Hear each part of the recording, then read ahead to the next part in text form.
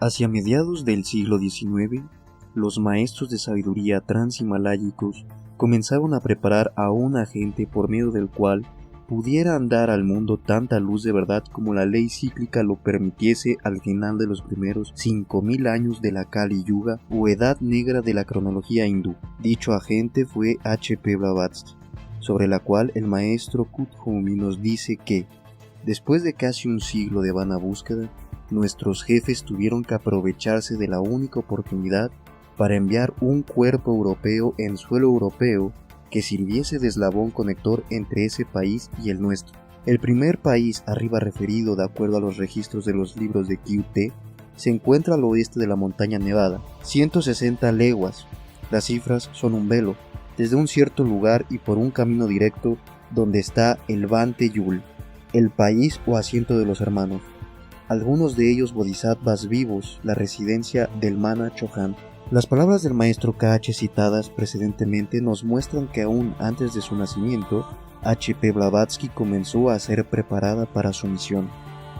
Elena Petrovna Blavatsky nació en Ekaterinóvsk, Ucrania, Imperio Ruso, a la medianoche del día 30-31 de julio de 1831, de acuerdo al viejo estilo de calendario ruso en boga en esa época, correspondiendo a la medianoche del 11-12 de agosto de 1831, según nuestro modo actual de cómputo.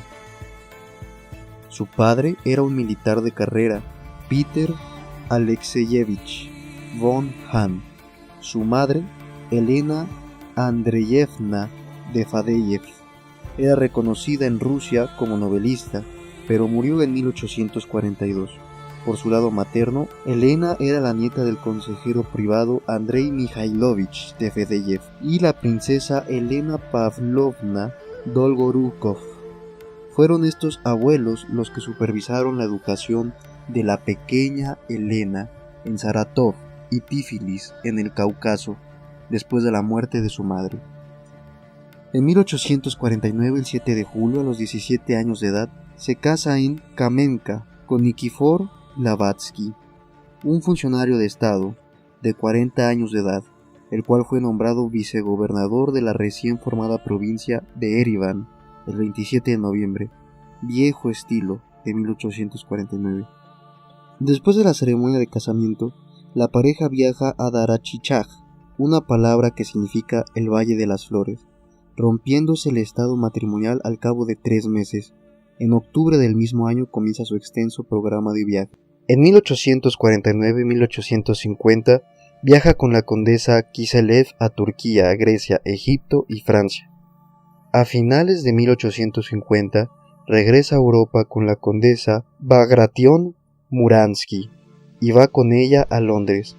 Durante su niñez había visto frecuentemente cerca de ella una forma astral que siempre parecía venir de salvarla en los momentos de peligro. Justo en el momento crítico, HPB se acostumbró a ver esta forma astral como a un ángel de la guarda y sintió que estaba bajo su cuidado y guía. En el verano de 1851 va a Londres con su padre, el coronel von Hahn, y un día que andaba afuera caminando, para su gran asombro, vio a un alto indo en la calle con algunos príncipes indos. Ella inmediatamente lo reconoció como la misma persona que había visto en el astral. Su primer impulso fue el de correr a hablar con él, pero él le hizo ademán para que no se moviera y se quedó embobada mientras pasaban. Al día siguiente fue a pasear a Hyde Park para estar sola y pensar libremente sobre su extraordinaria aventura. Mirando hacia arriba, vio la misma forma aproximándose a ella y entonces su maestro le dijo que había venido a Londres con los príncipes indos en una misión importante y que estaba deseoso de encontrarla personalmente, ya que él requería su cooperación en un trabajo que estaba a punto de emprender. Él le dijo entonces cómo iba a ser formada la sociedad teosófica y que quería que ella fuese la fundadora. Le dio un breve panorama de los problemas que tendría que afrontar y también le dijo que tendría que pasar 3 años en el Tíbet para prepararla para tan importante tarea. Después de 3 días de seria deliberación y de consulta con su padre, HPB decide aceptar la oferta que le hiciese su maestro. En 1851, poco después de encontrar a su maestro M. en Londres, emprende un viaje a Canadá, Estados Unidos y México encontrando en ese último país a un chela indo. Prosigue su viaje hacia América del Sur, residiendo principalmente en Perú. En 1852 se embarca para Ceilán e intenta entrar en Tíbet. En 1853 vuelve a Inglaterra. En 1854 va a Nueva York. En 1855 viaja al Japón, India, Burma y Java. En 1857 vuelve a Europa, viaja por Francia y Alemania y regresa a Rusia. En 1859 reside en San Petersburgo junto con su padre. En 1860 vive en Tiflis y reside en la casa de sus abuelos. Entre 1864 y 65 reside en el área del Cáucaso, y es en esta época, en Osurgeti, Mingrelia, que experimenta una crisis tanto física como psíquica. Como resultado de esta, adquiere un control completo sobre sus poderes ocultos que se habían manifestado desde su niñez, como ella misma lo expresara. Entre la Blavatsky de 1845 al 65 y la Blavatsky de los años 1865 al 82, existe un abismo impasable. En 1865 viaja por los Balcanes, Egipto, Siria e Italia. Entre 1865 y 67 en Tíbet. En una carta escrita en 1883, H.P. Blavatsky dice que «Yo he vivido en diferentes periodos tanto en el pequeño Tíbet como en el gran Tíbet, y estos periodos combinados forman más de 7 años. Me he detenido en conventos lamaísticos, visitando Shigatse, el territorio del Teshu Lumpo y sus alrededores, y me he adentrado y he visitado tales lugares del Tíbet que nunca han sido visitados por otros europeos». Acerca de este periodo, el señor A. P. Sinet escribe: «Probablemente los años 1867-1870, si la historia de los mismos pudiese describirse aproximadamente, se encontrarían ser por mucho los más interesantes de la memorable vida de Madame Blavatsky. Ellos están asociados con gran progreso y la expansión de su conocimiento oculto». En 1867 la encontramos en Transilvania y Hungría. En 1867 va a Italia y el 3 de noviembre de ese año estuvo presente en la batalla de Mentana, en la cual fue herida. En 1868 va a Constantinopla y de allí a la India y al Tíbet con su maestro. De 1869 a 1870 reside en Tíbet. En 1870 viaja a Grecia y de ahí se embarca para Egipto, sufriendo un naufragio cerca de la isla Spetshai el 4 de julio de 1871. Entre 1871 y 1872 se establece en el Cairo, Egipto, en donde forma una Société Spirité con el propósito de investigar los fenómenos espiritistas, pero el proyecto no logra tener éxito. Durante esa época viaja a Siria, Palestina y al Líbano, en donde visita la comunidad de los drusos en el monte del Líbano.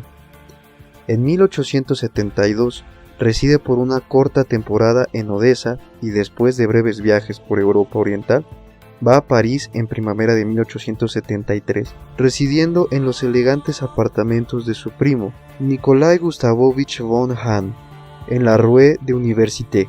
Sin embargo, recibe órdenes de su maestro para ir a Estados Unidos, abandonando abruptamente su cómoda estancia hacia finales de junio de ese año. Al acercarse a abordar el barco que la llevaría a América, se encuentra con una mujer alemana con niño en brazos, la cual estaba desconsolada, ya que alguien le había vendido un boleto falso. Madame Blavatsky trata de convencer al encargado de la compañía para que acepte el boleto de esa señora, y al no lograrlo, decide cambiar su boleto de primera clase por uno de tercera, y con el remanente le compra un boleto a dicha señora. Desembarca en la ciudad de Nueva York el 7 de julio de 1873. Ya que había dejado París precipitadamente, no pudo arreglar la transferencia de sus fondos, por lo que tiene que trabajar para mantenerse, fabricando corbatas en una pequeña fábrica de un judío. Durante esas primeras semanas, es entrevistada por la veterana reportera Anna Ballard del New York Sun. El 14 de octubre de 1874, encuentra al coronel Henry Steele Olcott en la granja de los Eddy, en Chittenden, en donde el coronel Olcott se encontraba haciendo un reportaje sobre las formas paranormales que estaban ocurriendo en esa granja. En una carta escrita por H.P. Blavatsky al Dr. Franz Hartmann, ella le dice que «Yo fui enviada a América con un propósito, y fui enviada a la granja de los Eddy. Allí me encontré a Olcott, enamorado con los espíritus, así como se enamoró de los maestros más tarde. Fui ordenada el dejarle saber que los fenómenos espirituales, sin la filosofía del ocultismo, eran peligrosos y engañosos. Le probé que todo lo que los médiums podían hacer con los espíritus, otros pueden hacer a voluntad sin ningún espíritu, que campanas y la lectura del pensamiento, golpes y fenómenos psíquicos podrían lograrse por cualquiera que tuviese la facultad de actuar en su cuerpo físico a través de los órganos de su cuerpo astral. Y yo he tenido esa facultad desde que tenía 4 años de edad, como toda mi familia lo sabe. Podía mover muebles y aparentemente hacer volar objetos, y mis brazos astrales que los soportaban permanecían invisibles. Todo esto aún antes de que conociera a los maestros. Bueno, pues la forma en cómo el coronel Olcott y Elena Blavatsky se conocieron se dice que fue pues de lo más curioso, posiblemente hasta incluso guiada por el propio destino. Y por comentar un poco cómo fue esta situación. Teníamos por un lado a Elena Blavatsky, que ella venía, digamos, ya terminando sus años de viajes y ella ya estaba prácticamente con lo mínimo de dinero, situación que la obligaba a regresar con su abuelo, ¿no?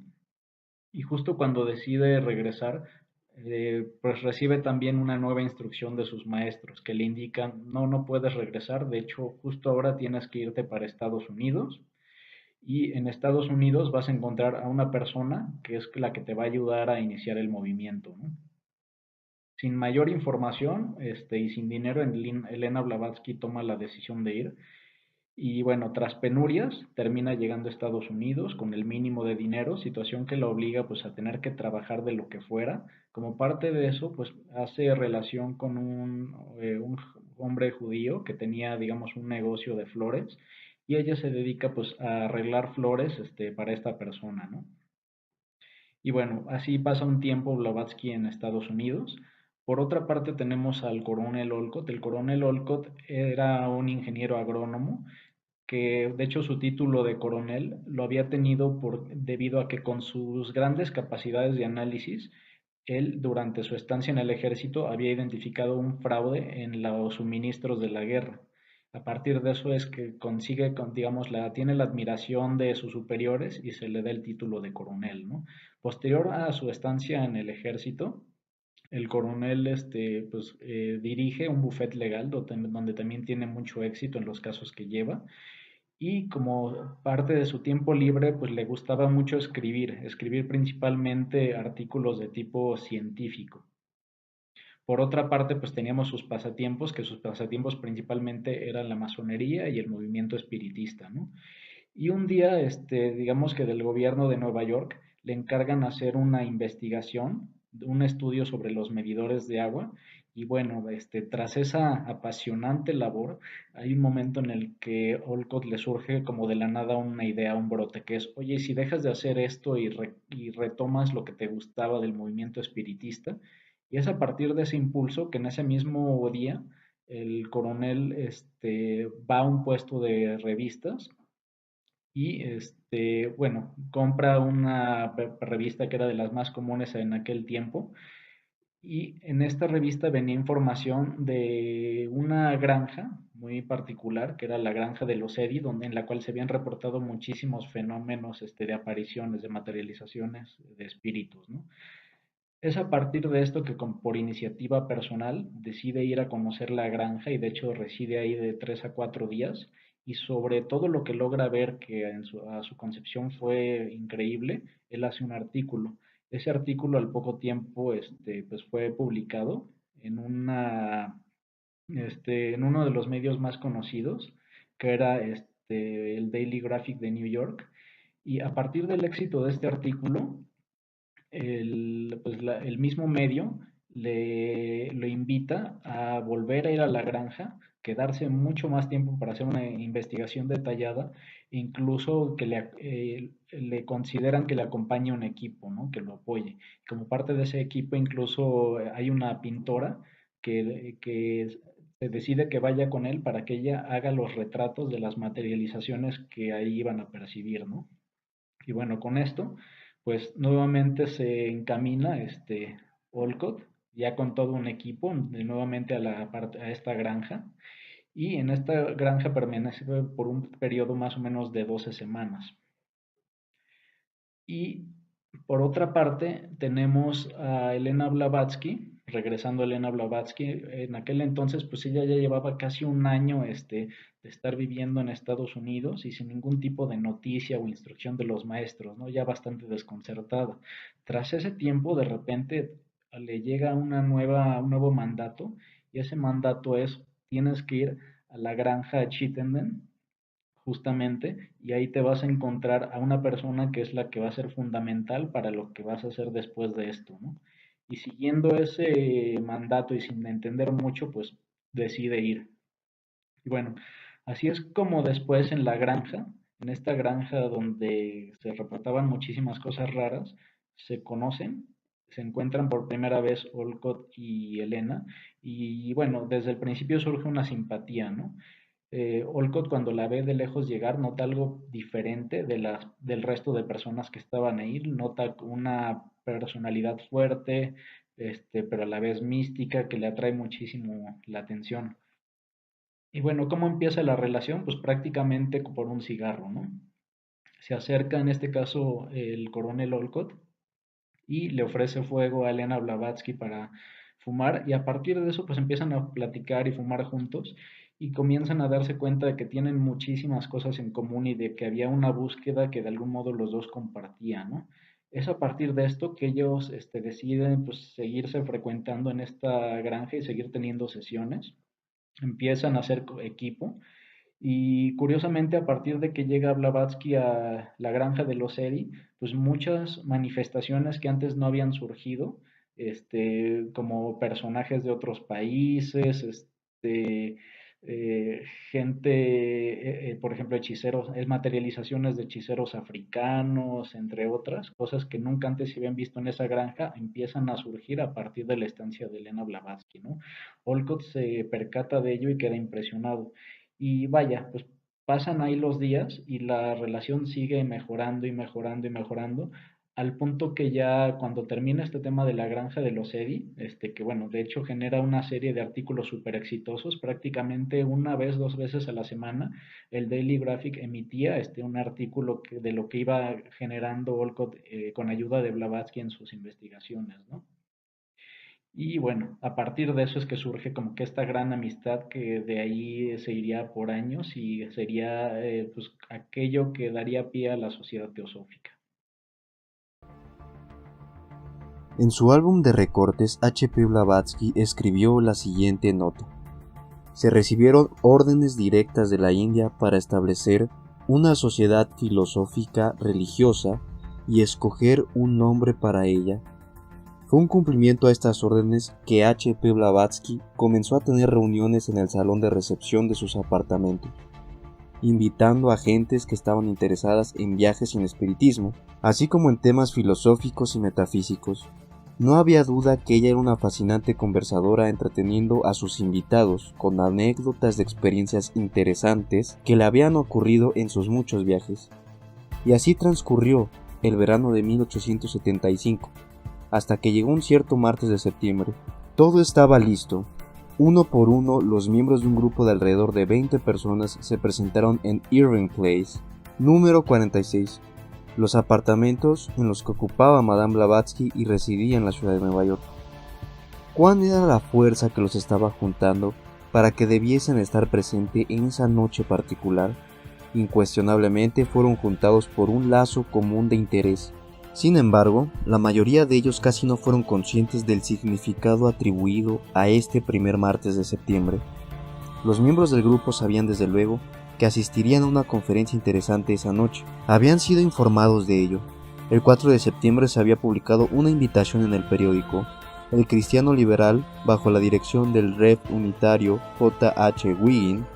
La conferencia que dio George H. Feld el 7 de septiembre fue sobre el tema El canon perdido de la proporción de los egipcios, acompañada de diagramas que había preparado el mismo conferencista. La conferencia del señor Feld creó una gran impresión entre los presentes, a tal grado que se extendió un voto de agradecimiento al conferencista. Apoyado por el espíritu de entusiasmo que había sido evocado, se le ocurrió una idea al coronel Olcott, tal como él lo narra. Sacó un lápiz de su bolsillo y escribió el siguiente mensaje sobre un trozo de papel. ¿No sería una buena cosa formar una sociedad para esta clase de estudio? El coronel pasó la nota al señor William Quan George, que a su vez se la pasó a H.P. Blavatsky. Ella asintió con la cabeza. Inmediatamente el coronel se puso de pie y dirigiéndose a la reunión les comunicó la idea. Siendo familiar con el procedimiento parlamentario, ya que él era abogado, el señor George se puso de pie y propuso una moción para que el coronel Olcott fuese electo presidente de tal sociedad. Esto fue aceptado, y en su turno el coronel Olcott propuso que el señor George fuese hecho secretario de la reunión. Esta propuesta también fue aceptada.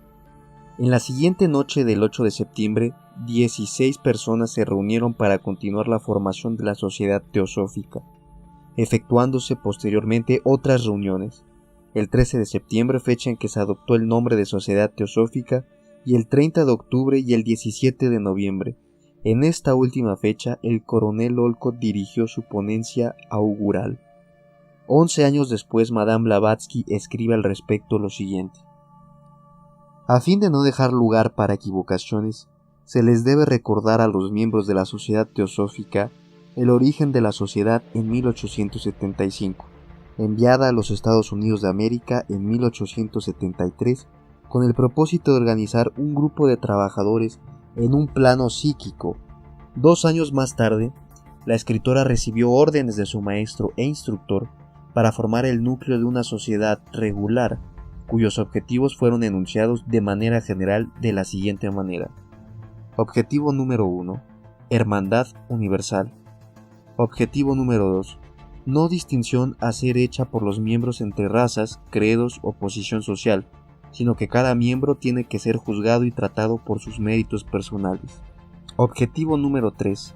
Estudiar las filosofías del Oriente, en especial las de la India, presentándolas gradualmente al público en varios trabajos que interpreten las religiones exotéricas a la luz de las enseñanzas esotéricas. Número 4. Oponerse al materialismo y al dogmatismo teológico por todos los medios, demostrando la existencia de fuerzas ocultas desconocidas para la ciencia, en la naturaleza y la presencia de poderes psíquicos y espirituales en el hombre, tratando al mismo tiempo de ampliar el punto de vista de los espiritistas, mostrándoles que hay muchos otros agentes trabajando en la producción de fenómenos, además de los espíritus de los muertos.